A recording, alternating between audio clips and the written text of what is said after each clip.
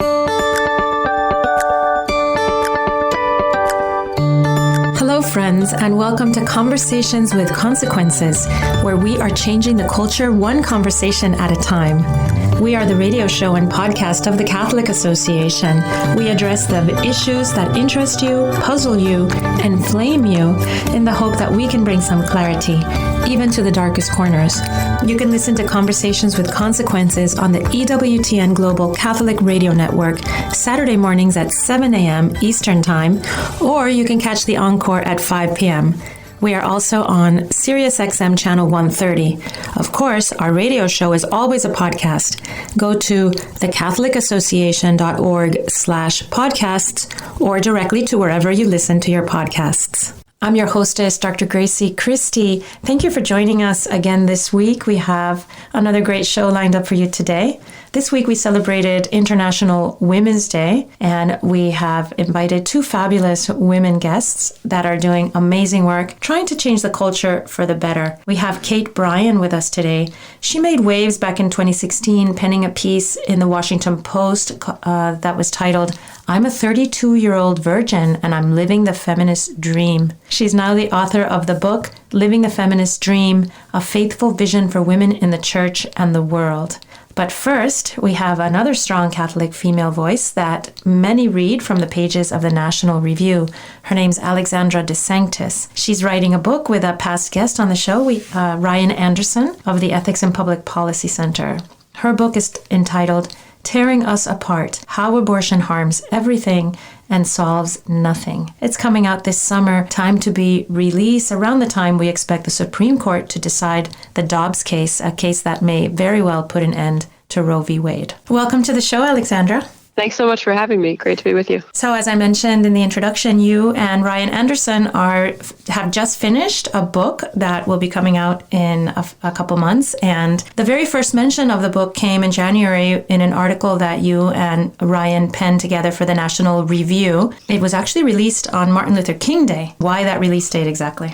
Sure. Yeah, we picked that date mainly because we see the abortion debate as the next big civil rights conflict, I suppose, or civil rights cause in America. And I think the pro-life movement has been saying that for a while. But, to extend the right to life to the unborn, or to recognize that the unborn child in the womb has the right to life by virtue of their personhood, their humanity, and that they're citizens like the rest of us, is a continuation of the legacy of Martin Luther King Jr. and other great civil rights activists. And so we thought, explaining our argument of our book about the many harms of abortion and the humanity of the unborn in that context would be a kind of helpful way of positioning it in American history. Alexandra, I'm so excited to read this book. And the title again is called Tearing Us Apart, How Abortion Harms Everything and Solves Nothing. And you make the case in the book that abortion has just distorted and destroyed so many things in our politics, in our culture, in our family relationships. And I'd love to just tick through a few of those with you. Can you explain to us how you think abortion has distorted our politics? Yeah, absolutely. I think most Americans, this will be one of the arguments in the book that resonates with readers the most, because especially over the past couple of years, anyone who's been paying any amount of attention to our national politics will see just how much abortion infects absolutely everything. Not every single debate that we have is about abortion, but it's usually in there somewhere, right? Like, think about how, one of the major arguments for electing President Trump was that he had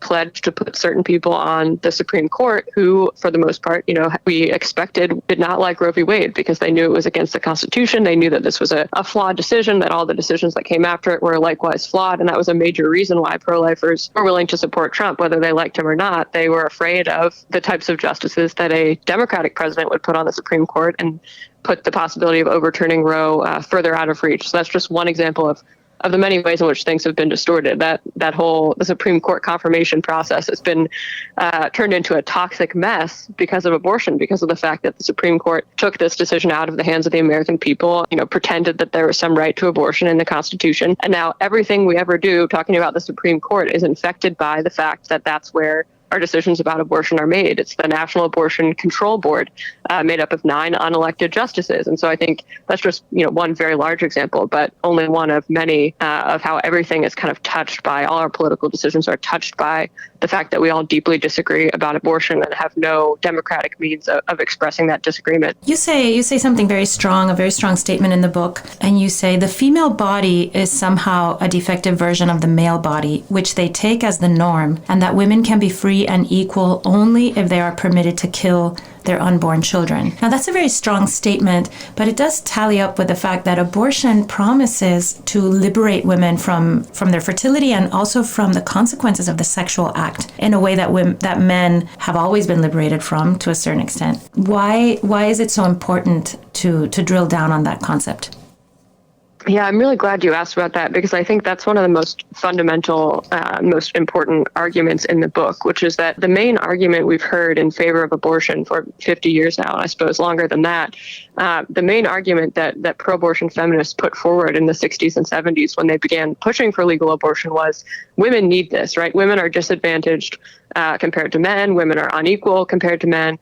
Especially with regard to sex, but in the workplace as well, their social life, their economic life, women are impeded by the fact that they become pregnant, that sex results in pregnancy for women, that it results in childbearing, and that some of the time men abandon women with those consequences. They're able to just walk away in a way that women cannot. And the pro-abortion feminist response to that was, well, we need to somehow enable women to avoid those consequences too, because it's not fair that they have to bear that burden. And I think the correct response, a response that respects both men and women as human persons, would be to say, no, men actually need to be required to stick around, to be responsible and to bear those burdens and consequences with women. But the response that we see with abortion is, well, let's allow women to be as irresponsible as the most cowardly men. Let's enable women to, in a sense, walk away from the consequences of sex, i.e. pregnancy.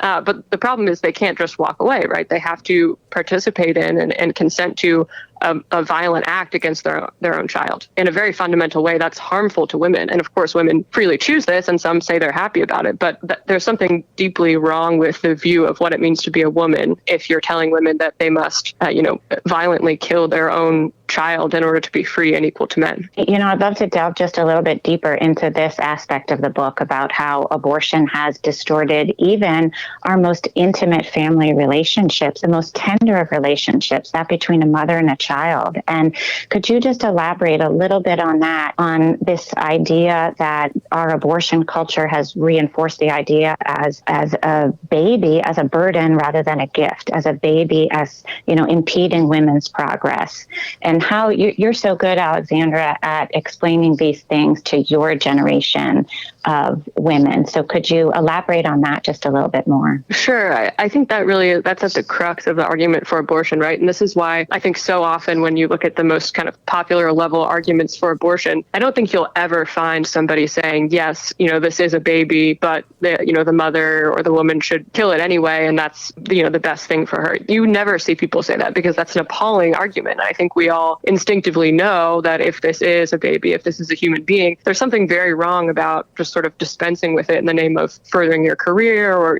because you don't have support from your partner or your family or whatever it might be. There's something deeply wrong with that. And I think that's why we see the pro-abortion argument so often couched in terms of, well, this is just part of the woman's body, or it's a clump of cells, or there's many euphemisms for it, it's reproductive rights or reproductive justice, because they want to position this as anything other than a mother versus her child. But nevertheless, that is implicit in everything that they say. The argument is, well, women need this ability to, implied to kill their child, because otherwise they will not be able to do X, Y, or Z. And those things are usually, advancing their career, or, maybe even it's just a matter of simple convenience. Maybe they don't have enough money right now. Maybe some even might be getting an abortion because they don't like the way pregnancy affects their body, whatever it might be. All these things that are positioned as being more important than the life of a mother's own child. And that's why they leave that latter part of the argument out, because it's a really abhorrent thing to say. It's very interesting, going back to the fact that your piece in National Review came out on Martin Luther King Day. Abortion is proposed very often as something that advances the rights of minorities, of minority women, and helps them, live on a level playing field by liberating them from the necessity of their children. What is the reality when it comes to minorities and abortion? Yeah, so we actually have a whole section in the book on this in one of our chapters that takes a look at both the truly racist origins of the pro-abortion movement. It started in the eugenics movement of the early 20th century and the progressives who were pushing contraception primarily, not as a means of liberating women, but because they wanted to sort of stop the growth of what they saw as undesirable populations. So whether that was non-white Americans, poor Americans, people they would describe as mentally unfit, they saw contraception as a way of kind of eliminating or slowing the growth of these types of populations in America. And those are the very same people. That movement eventually grew into the pro-abortion movement. And so we kind of chronicle that history, but we also take a look at the effects of abortion today. And of course, nobody is intentionally practicing abortion in a eugenic way, I don't think, or perhaps it's a lot less common than it was with contraception. But we do see very disproportionate effects of abortion on minority populations in America. Black women get abortions something like 5 times the rate of white women. And the strangest thing about it is that people who support abortion celebrate this as if it's some kind of victory that, non-white women are choosing abortion at much higher rates than white women are. And they say, oh, well, this is progress, or these women need this, or they must have access to it. Something like 80% of Planned Parenthood clinics are located within walking distance of majority Black and Hispanic neighborhoods. And I've seen abortion supporters say, isn't this great? They're getting care to people who need it. But it's not care, right? These people are choosing for some reason to kill their unborn children. And that's not a victory. If that's something they have to choose, or they feel like they have to choose, they're actually in a very disadvantaged position. And we should be doing something to help them, choose life for their children, not just give them better access to Planned Parenthood. So I think it's actually a really twisted argument that we hear a lot from the left on this point. And, speaking in terms of doing more to help people to choose life, because we know that most women walking into an abortion clinic don't want to be there. It's not a choice they want to make frequently. And yet we see, you say in this National Review article, that many who call themselves pro-choice oppose efforts to help pregnant mothers choose life, revealing themselves to be much more pro-abortion than pro-choice. And yet people in the pro-life movement have always worked towards building this culture of life, towards giving women an authentic choice. When we look, for example, in terms of how pro-lifers are building a culture of life, the Texas bill, the heartbeat bill, which effectively bans abortion after about 6 weeks of pregnancy, Texas also passed or appropriated about $100 million on an annual basis in an alternatives to abortion program to give women real choices. So can you share with us your thoughts? You've timed the book to come out just after the Dobbs decision. We're all hoping that the Dobbs decision will overturn Roe, but that really, in many respects, would just be the beginning of our work. So can you tell us how you envision the pro-life movement working to build this culture of life if and when the Supreme Court does return abortion policy to the states? Yes, absolutely. And that's something we talk about a lot in the book, which is, of course, as we've all been, many of us have been working towards for quite a long time now. I came to this relatively late, I will admit, but the pro-life movement has been working towards a post-Roe America for decades.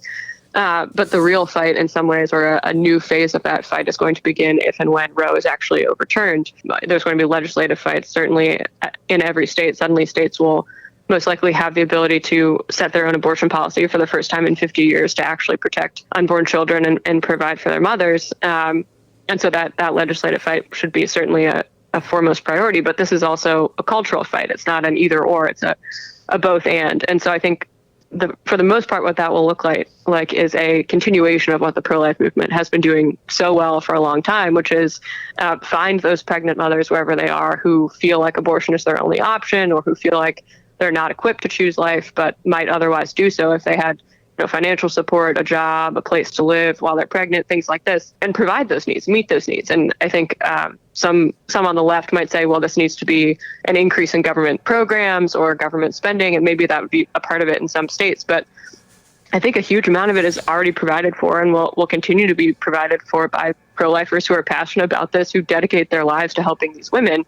And as you say, it's so telling that these are the very efforts that abortion supporters oppose, right? They want to shut down pregnancy resource centers. They pass laws trying to force pregnancy resource centers to advertise for abortion. The end game is not give women as many options as possible or allow them a real choice when they're pregnant and don't know what to do. It is get them into the nearest abortion clinic as fast as possible and try to make sure they don't ever find out about anything else they might be able to do.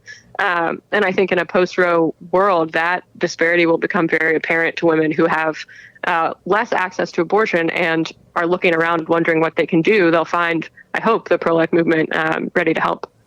If you're just tuning in, you're listening to Conversations with Consequences on EWTN Radio. I'm your hostess, Dr. Grazie Christie, alongside my TCA colleague, Maureen Ferguson, and we have the one and only Alexandra DeSanctis with us of the National Review.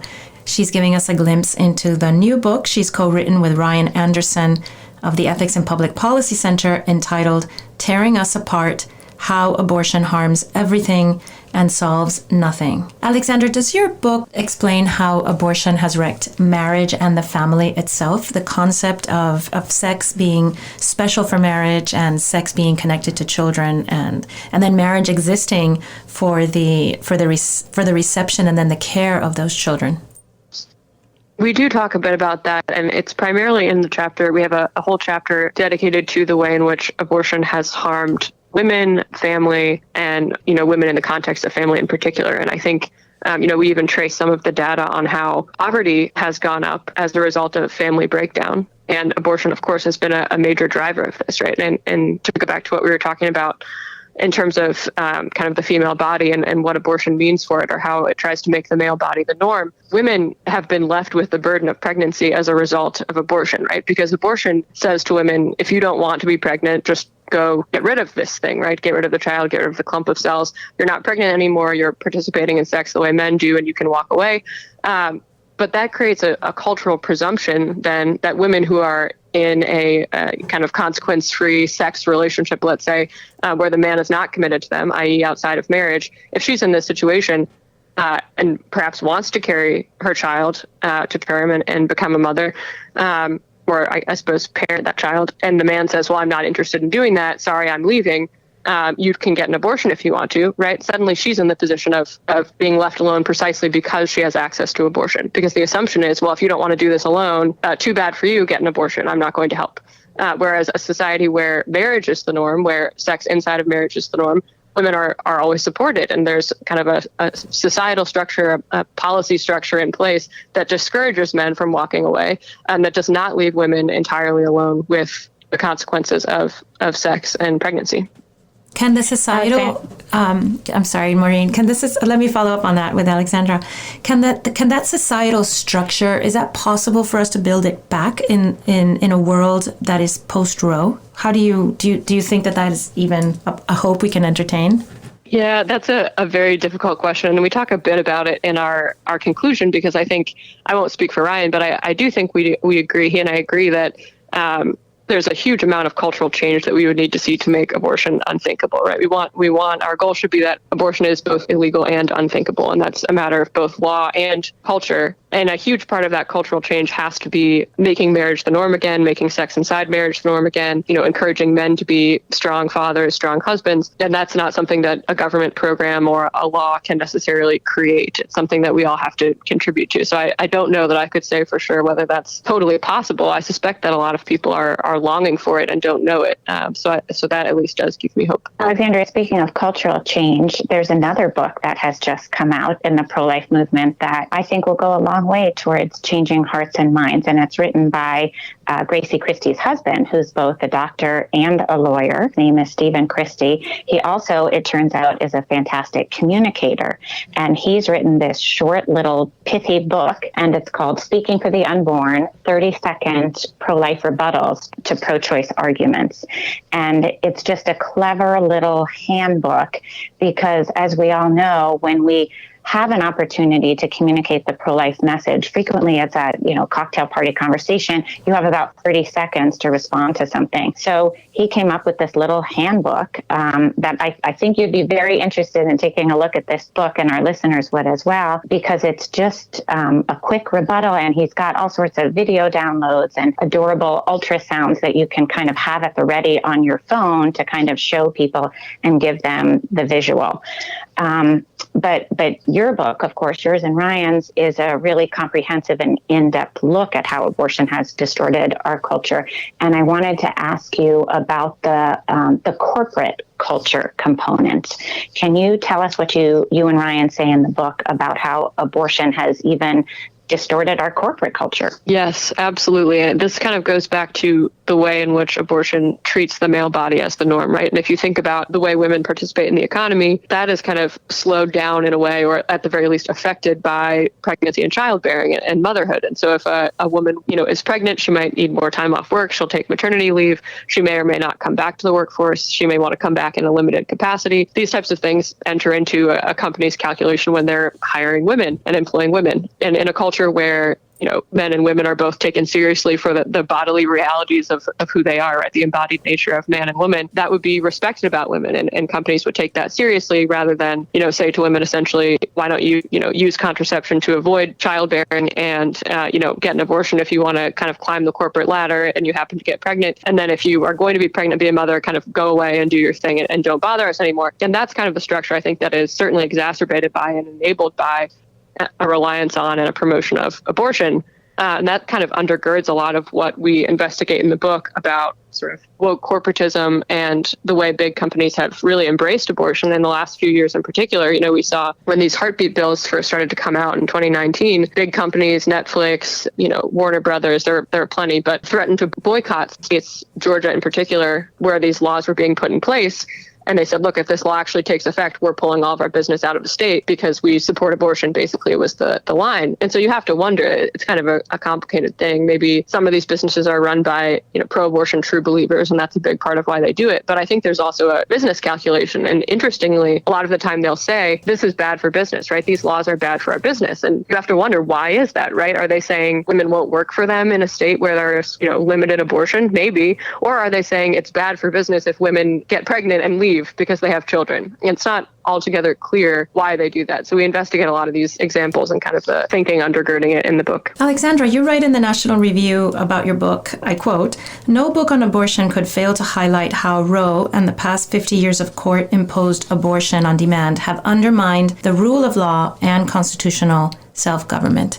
What do you mean by that? I think the main thing that we all tend to think about when it comes to abortion is how Roe v. Wade was a terrible ruling. And I think most pro-lifers are aware of that. But there's kind of a deeper argument or a broader argument there about how it's distorted the way our law is applied because of how the Supreme Court took abortion out of the hands of the people. And so you'll see, for example, in 2019, I mentioned there were a lot of these pro-life heartbeat bills being passed in pro-life states. And at the same time, there were a number of, very pro-abortion states that were enacting expansive pro-abortion laws, going well beyond what Roe v. Wade even required, allowing abortion up to 24 weeks, stating that there's a fundamental right to abortion in the state, abolishing partial birth abortion bans, just very aggressive pro-abortion legislation. And what was most interesting about this as it kind of unfolded at the same time was how all of those pro-life heartbeat bills were just immediately struck down by lower courts who said, this is contradicting Roe v. Wade, the Supreme Court, this is unconstitutional, you can't have these laws. And all of the laws in the abortion-friendly states, these extremely aggressive laws, were left in place. And this is a deeply unjust situation where pro-abortion citizens can live in these states and have their will enacted into the law, but pro-life citizens can't because of a truly anti-constitutional, backwards view of abortion enshrined by the Supreme Court. And so I think we've seen that play out for about 50 years now because of that. Since we circle back to the political sphere, let me ask you about abortion at the federal level and how you see that playing out in a post-Roe world. We just saw the Senate, the U.S. Senate, just attempted to pass this Women's Health Protection Act in anticipation of a Dobbs decision, which would create this new federal right to abortion that is absolute, that would override every state law everywhere in the nation. So how do you see abortion playing out on the federal level in a post-Roe world? Because I think so much of the focus is on the states, rightly so, but yet pro-abortion forces in the Congress will still seek to have their imprint on abortion policy. Yeah, my expectation is certainly that the Democrats will swiftly move to do as much as they can if Roe is overturned to enshrine abortion at the federal level. I think you'll see, if it's this summer, you'll see President Biden trying to pass executive orders. You'll see executive agencies parties trying to make rules or propose rules that will somehow protect abortion, even in states where it becomes illegal or partially illegal. I think you'll certainly see the Senate try to pass that same bill again. I'm not sure what to expect from the pro-life side. I think there's kind of a wide array of approaches, and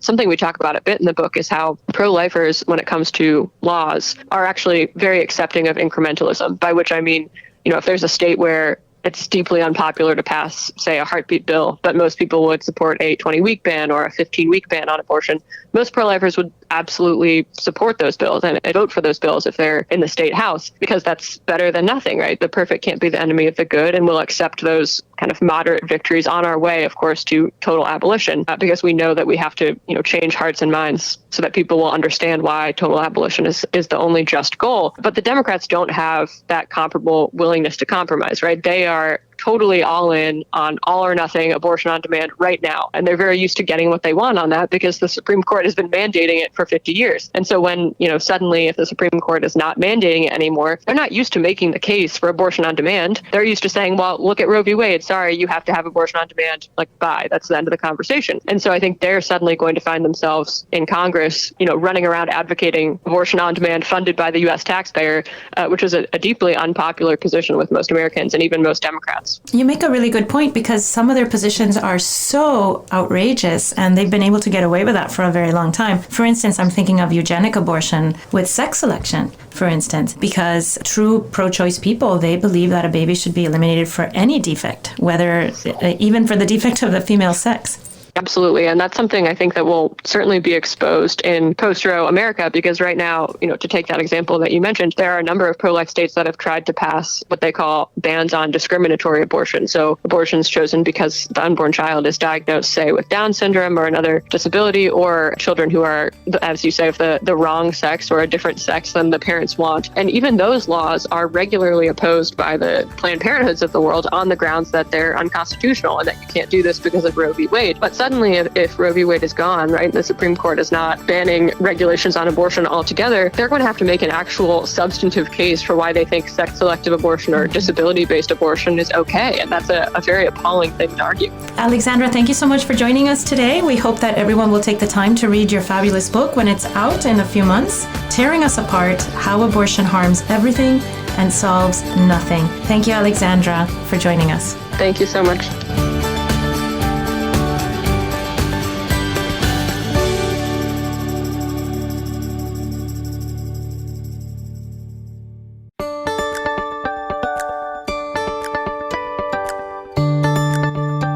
Welcome back to Conversations with Consequences.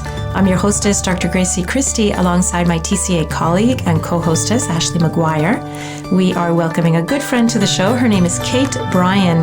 She's been making waves ever since she wrote a beautiful piece in the Washington Post about living a chaste life. Since that has really become unheard of, it opened a lot of eyes. She got lots of great reactions in the Washington Post. She is now the author of a new book expanding on her article called Living the Feminist Dream. She's also part of an amazing group called the One Girl Revolution. Welcome to the show, Kate.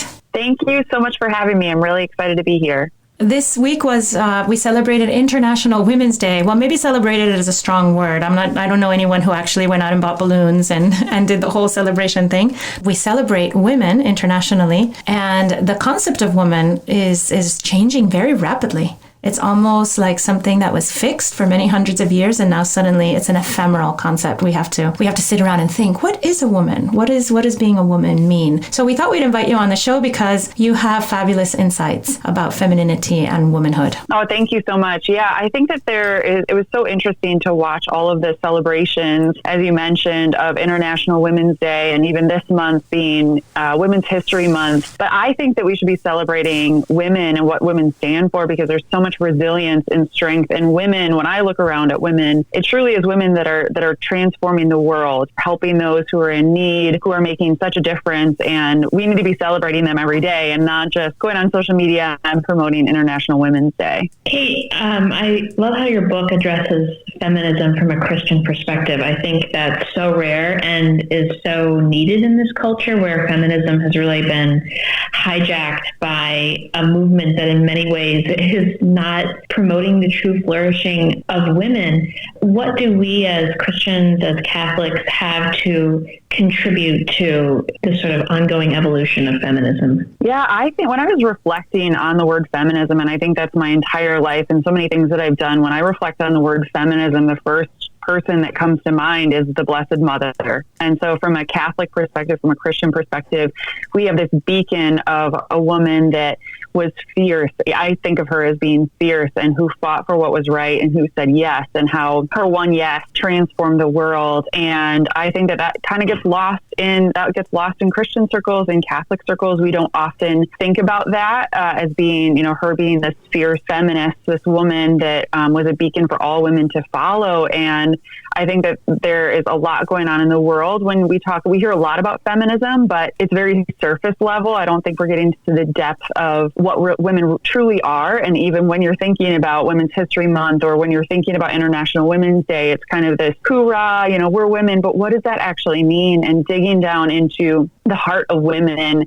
And that's really found in Christianity, in my opinion. Just as a follow-up, this is something I've struggled with myself, having written a lot about women's rights, feminism, is the actual word feminism. And if it's something that we can reclaim and redeem, or has it become so corrupted by, as you write about, sort of corruption by the pro-abortion movement.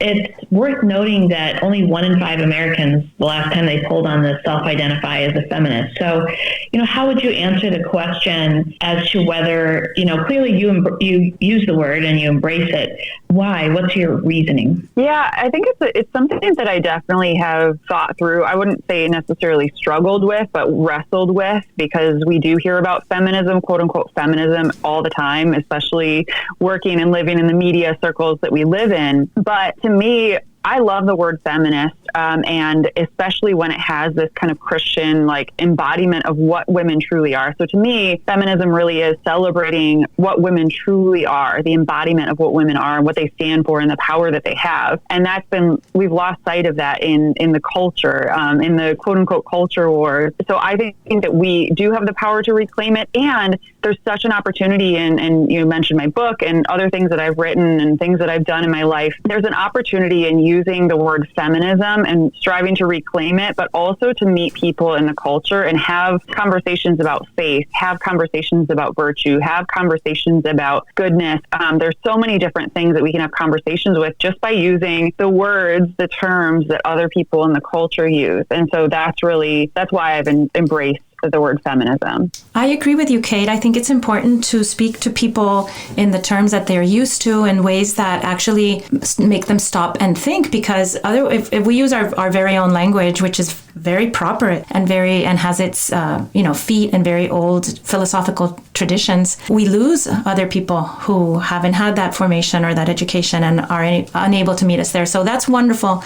But feminist, for a lot of people, is a dirty word in some ways, and you can understand why. I mean, for instance, in the title of your book, Living the Feminist Dream, that's a very provocative title, because if I said to somebody, X random person on the street, I'm living the feminist dream, they would look at me and they would assume that I was, childless, that I had a very high-powered position where I spent 110 hours at the office and was raking in lots of money, maybe married, maybe not, but in any case, just completely satisfied with myself as a powerful woman in astride of the world. That's what most people would think. What are you proposing instead as living the feminist dream? Well, for me, and I agree with you, but I don't know that everybody necessarily thinks that. And I want to challenge people in using living the feminist dream. I want to challenge people in the way that they're thinking about what the feminist dream is, because in my perspective, as of right now, I'm not married. I'm getting married in May, which is great. But, I don't have children. I'm 37 years old, had an amazing career by anyone's standards. And I see myself as living the feminist dream. I think there's a bridge to be built there. And so I want to have those conversations. And that's why I very, very intentionally chose this title, Living the Feminist Dream. And I stemmed out of the Washington Post article that I wrote in 2016, where I talked about chastity and virtue and, my career and things that I was doing. And I saw myself even in that piece that I was living the feminist dream, and my decision to live a life of chastity, my decision to live out my faith very publicly has led me to Living the Feminist Dream. And so it kind of turns it on its head, because I agree with you, like on the culture level, a lot of people have ideas of what living the feminist dream is or what being a feminist is. But I don't think that there's any reason that we shouldn't own that and say, actually, I'm living the same feminist, you might see the feminist dream in one way, but this is how I see it, that my faith has provided me this opportunity to live the feminist dream. And, another part of what modern people might think the feminist dream is a life of relative promiscuity. If not total promiscuity, then at least several monogamous relationships, replacing each other as the years go on. Do you think that that's the most provocative part of proposing to the world what the feminist dream might be, a chaste life? I think it's definitely provocative, especially because people, my Washington Post article, I'll go back to that, but the headline of that was, I'm a 32-year-old virgin living the feminist dream. Mm-hmm. And I think so many people, when they just read the headline, their head exploded. And the article ended up going viral. And I think it was mainly because of that title. And it was great because I had so many people of so many different backgrounds, so many different perspectives that read that piece. And that's what I hope for with this book too, that it gets people to be like, oh, interesting. Like I might disagree with Kate on X, Y, and Z, or I might not have lived my life in that way, but it's interesting what she's proposing. And that's the feedback that I got from the Washington Post. I definitely got some hate mail and some people that were like, you're not living the feminist dream. How can you say that? But more than anything, I got so much positive feedback, especially from women. And that's from women and girls that wrote me letters that said, I agree with you. I'm living my life that way. Thank you so much for being a voice. Or women that said, hey, I think it's interesting what you're doing. I don't agree with you. I'm not living my life in that way, but they found it interesting. And so I think that there's such an opportunity to talk about that with the world. Do you think chastity is making a comeback? I know I've read that, young teens are less sexually active, sexual activity is on the decline. I've read different theories, maybe it's because they're so engrossed in their screens, but do you think it's making a comeback, and if so, why? I think it is making a comeback. And actually, I have had so many conversations over the past couple of months, the most random things, like a bar class that I went to, which is an exercise class for anybody who's listening, BARE, or, being at the gym or going out for drinks with different friends where they've shared that they are actually living out the virtue of chastity. They've chosen to save sex for marriage, or they've had a recommitment. So maybe they lived their life in one way and they've recommitted. And I think we're starting to see that more and more with young people, because giving yourself away in that way can hold you back from really living the life that you deserve and having the respect that you deserve from other people and in dating and relationships. It's definitely difficult, like all virtue, it's constantly working towards something. I was talking about Lent with somebody the other day, and I was like, Lent is it's kind of a similar concept. You have 40 days to really work at something. I, give up things and I end up failing a couple of days into Lent, and then I have to keep trying.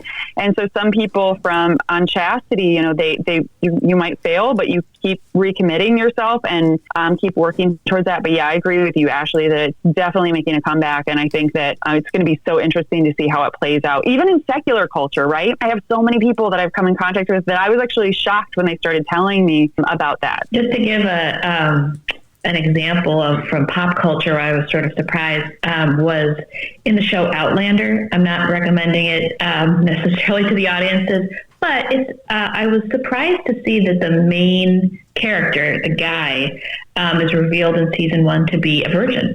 And it's portrayed as something weird. It's actually very, he's a Catholic, and, this is hundreds of years ago, but it made me think maybe even this is trying to get a cool factor in Hollywood because it's so different and so exotic. Yeah. And there's so many celebrities that have come out and said that they're making, maybe they didn't live that way. I love Sierra and her husband, and they talked about how, they had lived a very, secular life. And then they had a recommitment when they met each other. They were like, we're going to save sex for marriage and do this God's way. And so you're seeing more and more celebrities in more shows. I think that it's starting to come up, even if it's subtle too. Yeah. I feel like there's so many movies that aren't even having sex scenes anymore. And so that's really interesting that even subtly, I think there's a comeback coming out in culture.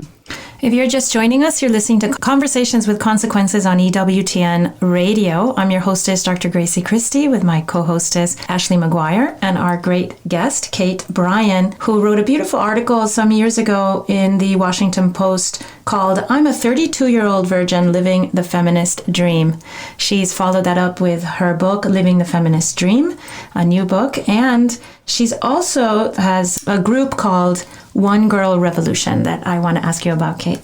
Yeah, I'd love to talk about One Girl Revolution. One Girl Revolution really stemmed out of my work in PR and media. So I lived in DC. Ashley knows this. I had lived in DC for many years and then moved back to Detroit, and always felt like there needed to be a space for women to tell their authentic stories. I saw so often in the media where, they'd have 30 seconds to tell a story. They'd clip it so that the woman had ended up having 10 seconds to tell her entire story. And anyways, I felt like there needed to be a space where women could tell their authentic stories. So I founded One Girl Revolution as a multimedia platform to tell these stories in an authentic way. And it started out as a podcast, so people can listen to the One Girl Revolution podcast on Apple Podcasts and Spotify and everywhere that you listen to podcasts.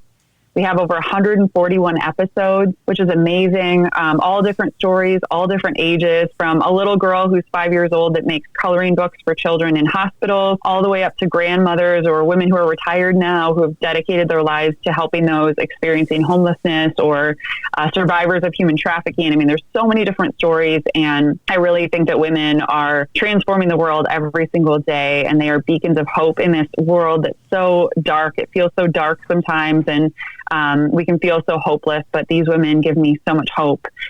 And the podcast ended up turning into a short documentary as well called The Girl Inside, which was nominated for an Emmy-award, which was amazing. Nice. And we have a second documentary coming out sometime soon. So a lot of different stories, but it really is just a space for women to tell their authentic stories.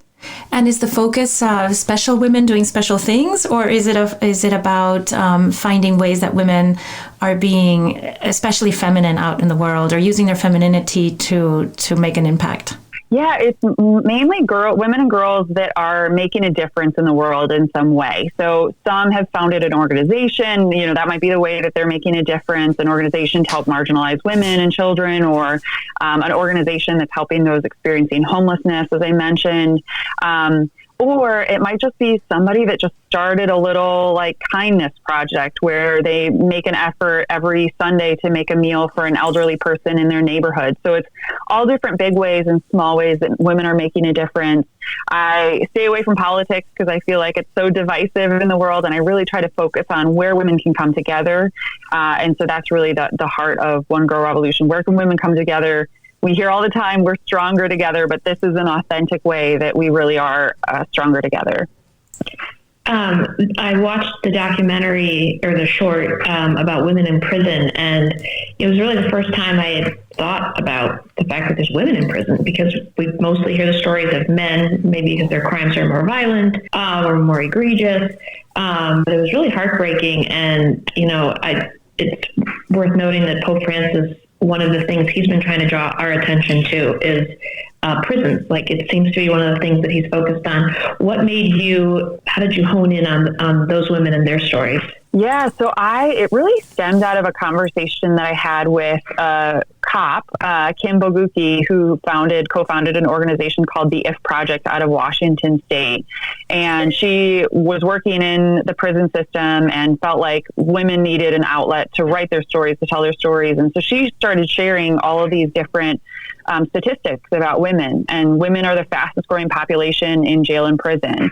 And the majority of those women, there's some exterior factor. So it's not just men will go in and rob a bank, right? Because they just feel like it. Women, there's always some other facet, something else in their life going on. They're trying to feed their kids. There's a husband or boyfriend that's pushing them in a direction. So there's always, not to say that they don't deserve to be in jail and prison many of the time, but there's some exterior factors. So she started pulling back the layers and trying to figure out, how do we solve this crisis of women in prison? Since 1985, women in prison, jail and prison has risen 700%, which is crazy. And so I started thinking about it, and then randomly came across this amazing story of this professor from DePaul University that taught a storytelling class within Cook County Jail in Chicago, which is the largest jail in the U.S. And her whole purpose behind it, which Catholics who are listening, I think, can relate to this, is how can you move beyond something if you don't know how to talk about it? And to me, that's confession, right? Like, it's how can you move beyond something that you've done or something that's happened to you if you don't know how to talk about it or you don't know how to share? And so she started this class, and it had life-changing experiences on these women. Many of them, the 5 women who are in that documentary, In the Girl Inside, a couple of them have gotten out and have gotten their lives back on track and have jobs and really are doing amazing things.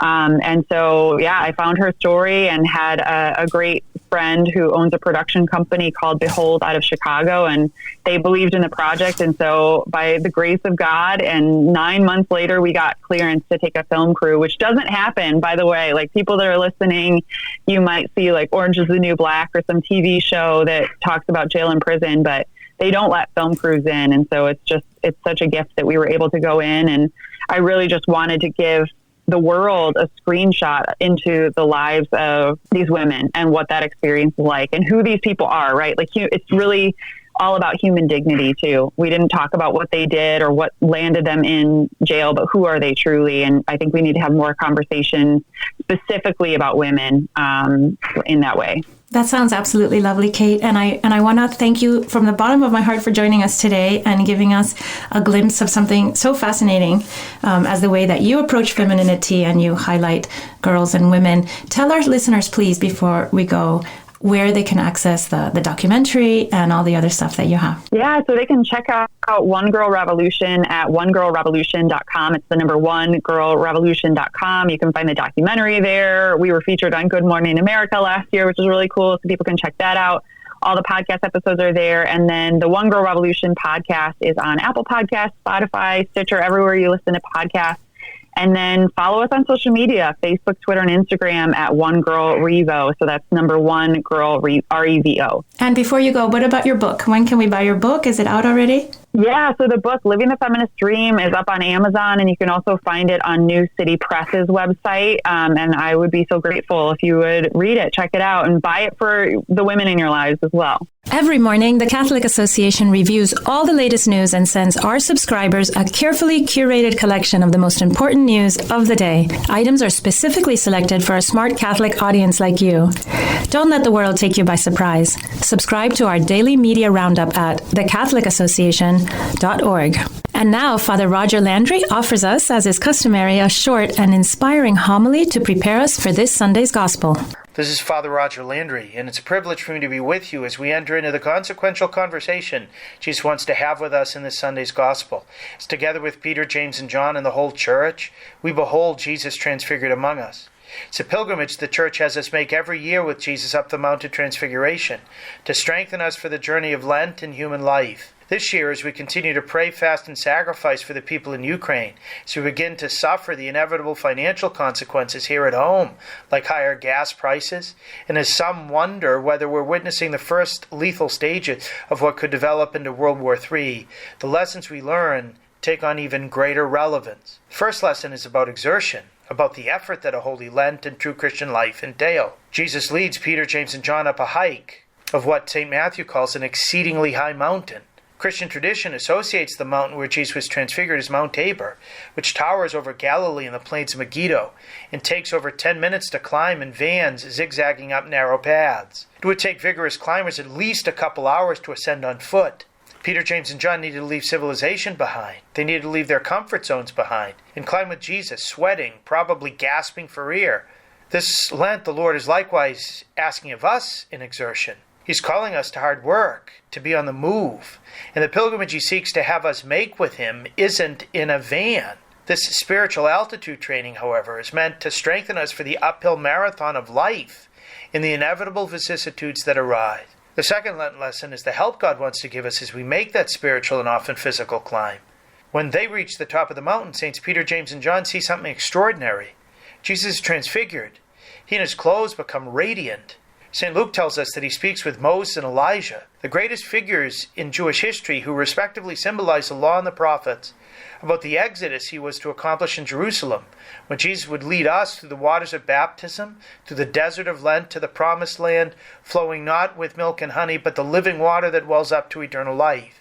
The experience of the various theophanies at the top of the mountain are so powerful They don't know what to say. But it leads Peter immediately to want to get into real estate, building booths for Jesus, Moses, and Elijah to keep the experience going as long as possible. Why did Jesus want them to have this experience? The reason was ultimately to strengthen them to remain strong in faith even when they would descend the Mount of Transfiguration to ascend Mount Calvary.